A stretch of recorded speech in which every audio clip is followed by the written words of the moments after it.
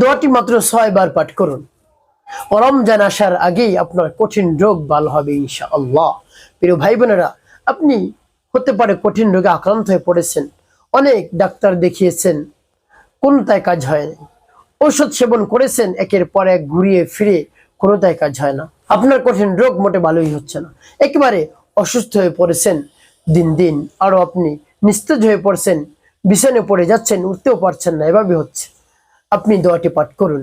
নবীজি সাল্লাল্লাহু আলাইহি সাল্লামের শিখানো সেই দোয়াটি আপনি পাঠ করুন। অবশ্যই আপনার সেই কঠিন থেকে কঠিন রোগ রব্বে কারিম ভালো করে দিবেন। পবিত্র রমজানের পূর্বেই আপনি সেই কঠিন রোগ থেকে মুক্তি পাবেন ইনশাআল্লাহ, যদি পরিপূর্ণ বিশ্বাস এবং আস্থা নিয়ে আমলটি করতে পারেন এবং মনে মনে যদি ইচ্ছা করেন, হে আল্লাহ, এই কঠিন রোগ থেকে যদি আপনি আমাকে মুক্তি দান করেন, পুরো 30টি রোজা আমি রাখবো, সেই ওয়াদা আমি করতেছি। এভাবে যদি আপনি করতে পারেন, অবশ্যই সেই কঠিন রোগ রব্বে কারিম দূর করে দিবেন। আপনাকে সেই কঠিন রোগ থেকে আল্লাহ রাব্বুল আলামিন মুক্তি দান করবেন, শিফায়ে আজলা দান করবেন। তো প্রিয় ভাই বোনেরা, সেই আমলটি কখন কিভাবে করবেন আমি বলে দিচ্ছি। এর পূর্বে সকলের কাছে একটি অনুরোধ থাকবে, যখন ভিডিওটি দেখবেন না টেনে না কেটে দেখার চেষ্টা করবেন, তাহলে আপনি সঠিক নিয়মে আমলটি করতে পারবেন। আর যদি টেনে টেনে কেটে কেটে দেখেন, তাহলে কিন্তু অনেক জায়গায় বাদ পড়ে যাবে। তো প্রিয় ভাই বোনেরা, যদি আপনাদের পরিবারে কেউ অসুস্থ হয়ে যায়, আপনি ডাক্তার কবিরাজ অনেক দেখিয়েছেন, ভালো হয় না, তারপরে সংসারের পরিবারের মানুষগুলো বিরক্ত হয়ে যায় যে কি করব, ভালো হচ্ছে না, এত ঔষধ সেবন করাচ্ছি, আস্তে আস্তে টাকা পয়সা অনেক খরচ হয়ে গিয়েছে, আস্তে আস্তে শেষ হয়ে যাচ্ছে টাকা পয়সা। তারপরে তারা দুশ্চিন্তায় পড়ে যায় যে কি করবে। যখন কোনোটাই কাজ হয় না, আপনি রব্বে কারিমের শরণাপন্ন হবেন। রব্বে কারিমের শরণাপন্ন তো শুরুতেই হবেন, যখন না হয়েছেন সমস্যা নেই, এখনো সময় রয়েছে, আপনি রব্বে কারিমের শরণাপন্ন হন। রব্বে কারিমই রোগ দিয়েছেন, সেই রোগ থেকে মুক্তি রব্বে কারিমই দান করবেন। প্রিয় ভাই বোনেরা, এই জন্য হতাশা এবং দুশ্চিন্তা হওয়ার কোনো কারণ নেই। তারপর দেখা যায় অসুস্থ হলে যে রোগী সেও বিরক্ত হয়ে যায় যে কি করবে, এক পর্যায়ে বলে ফেলে, আল্লাহ তুমি নিয়ে যাও, এভাবে কথা বলে ফেলে। প্রিয় ভাই বোনেরা, এই কথাগুলো বলবেন না, রব্বে কারিমের কাছে বলবেন, ধৈর্য ধারণ করবেন। হতে পারে অনেক বড় একটি পরীক্ষা আপনার উপর। প্রিয় ভাই বোনেরা, পরীক্ষায় পাশ করলে আল্লাহ রাব্বুল আলামিন আপনাকে পুরস্কার দান করবেন। প্রিয় ভাই বোনেরা, হযরত আইয়ুব আলাইহিস সালামের কথা যদি শুনে আপনি অবাক হয়ে যাবেন। হযরত আইয়ুব আলাইহিস সালাম দীর্ঘ 16 থেকে 17 বছর পর্যন্ত অসুস্থ ছিলেন। তার সারা শরীরের মধ্যে পোকা ছিল, পোকায় শুধু কামড়াত। এত অসুস্থ ছিলেন, মানুষ তাকে নিজের গ্রাম থেকে বের করে জঙ্গলে দিয়ে আসছে, এত তার শরীর থেকে। তারপরেও আইয়ুব আলাইহিস সালাম কি করেননি? আল্লাহ রাব্বুল আলামিনের স্মরণ থেকে, আল্লাহ রাব্বুল আলামিনের জিকির থেকে, আল্লাহ রাব্বুল আলামিনের নাম পাঠ করা থেকে 1 সেকেন্ড সময় সে বিরত থাকে না। সব সময় আল্লাহ রাব্বুল আলামিনের নামের জিকির করেছে, সুবহানাল্লাহ বিহামদি। প্রিয় ভাই বোনেরা, তখন আইয়ুব আলাইহিস সালাম কান্না করেছে যখন তার জিহ্বার মধ্যে একটা পোকা আক্রমণ করছে। তার শরীর ক্ষত বিক্ষত হয়ে গেছে, সে কষ্ট পায়নি। যখনই জিহ্বার মধ্যে একটি পোকা আক্রমণ করলো, সাথে সাথে আইয়ুব আলাইহিস সালাম চোখের পানি আর ধরে রাখতে পারলেন। আল্লাহ রাব্বুল আলামিনের কাছে ফরিয়াদ শুরু করে দিন, হে আল্লাহ, আপনি আমাকে এত অসুস্থতা দান করেছেন, সারা শরীর ক্ষত বিক্ষত হয়ে গেছে, সারা শরীর পোকে কামড়িয়ে জর্জরিত করে ফেলেছে, ঝাঁঝরা করে ফেলেছে, আমার কষ্ট লাগে নাই।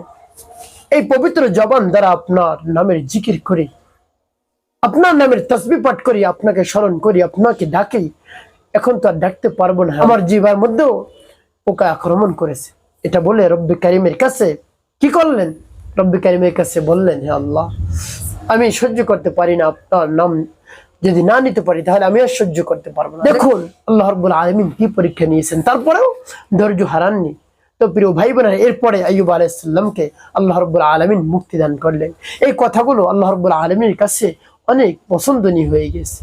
তারপরে আইয়ুব আলাইহিস সালামকে আল্লাহ রাব্বুল আলামিন বলেন, আইয়ুব, তুমি পিছনের দিকে তাকাও, তোমার হাতে যে লাঠি আছে সেই লাঠি দিয়ে তুমি পিছনে পাথরের উপর আঘাত করো। সেই পাথরের ভিতর থেকে পানি বের হওয়া শুরু করলো, ঝর্ণা বের হওয়া শুরু করলো।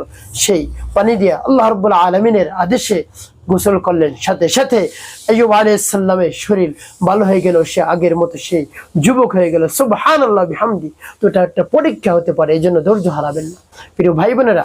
তো প্রিয় ভাই বোনেরা, কোন দোয়াটি পাঠ করবেন বলে দিচ্ছি, বা কেমন করে আমল করবেন। পবিত্রতা অর্জন করবেন সর্বপ্রথম, তারপরে কিবলামুখী হয়ে বসবেন নির্জন একটি জায়গায়। আপনি রোগী, আপনি আমলটি করতে পারেন।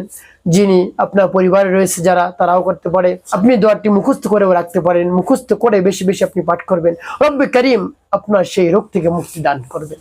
প্রিয় ভাই বোনেরা, তাহলে সর্বপ্রথম ইস্তেগফার পাঠ করবেন।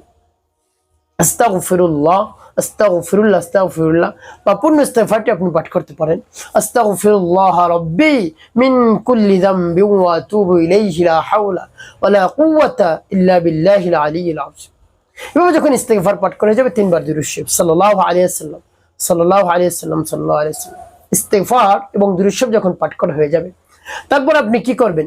তারপরে আপনি সেই দোয়াটি পাঠ করবেন। দোয়াটি আমি বলে দিচ্ছি। দোয়াটি পাঠ করার পূর্বে বলবেন, হে আল্লাহ আমার আমলকে এবং সময়কে কবুল করুন। তারপর আপনি দোয়াটি পাঠ করবেন একেবারে পরিপূর্ণ বিশ্বাস এবং আস্থা নিয়ে। মনের মধ্যে সন্দেহ রাখবেন না যে আমলটি করব, উপকার পাবো কি পাবো না, এরকম সন্দেহ রাখবেন না। আপনি মনে করবেন যে অবশ্যই আমি উপকার পাবো, এরকম আপনার বিশ্বাস রাখতে হবে 100-তে 100। তারপর আপনি দোয়াটি পাঠ করবেন। প্রিয় ভাই বোনেরা, দোয়াটি মুখস্থ করে নেবেন। আপনি আমার সাথে পড়ে পড়ে দোয়াটি আপনি মুখস্থ করে নেবেন। তারপরে এই দোয়াটি পড়ে কি করবেন বলে দিচ্ছি। পড়ে আগে দোয়াটি বলে নিয়ে, যেমন বিসমিল্লাহির রহমানির রহিম, আল্লাহুম্মা আফিনি ফি বাদানি, আল্লাহুম্মা আফিনি ফি সামঈ, আল্লাহুম্মা আফিনি ফি বাসারি, লা ইলাহা ইল্লা আনত। এভাবে এই দোয়াটি পাঠ করবেন। এইভাবে দোয়াটি কতবার পাঠ করবেন? 6 বার। 6 বার পাঠ করবেন, সকালে সন্ধ্যায়।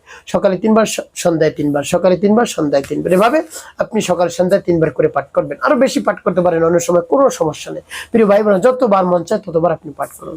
এবং তারপরে আপনি 7 বার সূরাতুল ফাতিহা পাঠ করবেন। সূরাতুল ফাতিহা যখন পাঠ করা হয়ে যাবে, তারপর আপনি নবীজি সাল্লাল্লাহু আলাইহি ওয়াসাল্লামের মহব্বত নিয়ে 5 বার দুরূদ ইব্রাহিম পাঠ করবেন। আল্লাহুম্মা সাল্লি আলা মুহাম্মাদ ওয়া আলা আলি মুহাম্মাদ কামা সাল্লাইতা আলা ইব্রাহিম ওয়া আলা আলি ইব্রাহিম ইন্নাকা হামিদুম মাজিদ। আল্লাহুম্মা বারিক আলা মুহাম্মাদ ওয়া আলা আলি মুহাম্মাদ কামা বারাকতা আলা ইব্রাহিম ওয়া আলা আলি ইব্রাহিম ইন্নাকা হামিদুম মাজিদ। আল্লাহুম্মা সাল্লি আলা মুহাম্মাদ ওয়া আলা আলি মুহাম্মাদ কামা সাল্লাইতা আলা ইব্রাহিম ওয়া আলা আলি ইব্রাহিম ইন্নাকা হামিদুম মাজিদ। আল্লাহুম্মা বারিক আলা মুহাম্মাদ ওয়া আলা আলি মুহাম্মাদ কামা বারাকতা আলা ইব্রাহিম ওয়া আলা আলি ইব্রাহিম ইন্নাকা হামিদুম মাজিদ। আল্লাহুম্মা সাল্লি আলা মুহাম্মাদ ওয়া আলা আলি মুহাম্মাদ কামা সাল্লাইতা আলা ইব্রাহিম ওয়া আলা আলি ইব্রাহিম ইন্নাকা হামিদুম মাজিদ। আল্লাহুম্মা বারিক আলা মুহাম্মাদ ওয়া আলা আলি মুহাম্মাদ কামা বারাকতা আলা ইব্রাহিম ওয়া আলা আলি ইব্রাহিম ইন্নাকা হামিদুম মাজিদ। তবে যখন দুরূদ শরীফ পাঠ করা হয়ে যাবে, তারপরে সাথে সাথে রব্বে কারীমের দরবারে হাত উত্তোলন করবেন। আল্লাহ, আমি যে সমস্যার জন্য আপনার দরবারে হাত উত্তোলন করেছি, দোয়াটি পাঠ করেছি, সেই দোয়ার বরকতে উসিলায় আপনি আমার কঠিন রোগ দূর করে দিন। আমি রোগে আক্রান্ত হয়ে পড়েছি দীর্ঘদিন ধরে, কোনোভাবেই ভালো হচ্ছে না। যত ঔষধ সেবন করছি ভালো হচ্ছে না। আপনার শরণাপন্ন হয়েছি, আপনি এই সমস্যা দূর করে দেন। হ্যাঁ আল্লাহ, আল্লাহ আমি নিয়ত করেছি সামনে রমজান আসতেছে, রমজানের পূর্বে যদি আমি সুস্থ হয়ে যাই, রোগ থেকে মুক্তি পাই, তাহলে পুরো রমজান মাসে আমি রোজা রাখবো, সেই অঙ্গীকার আমি করছি।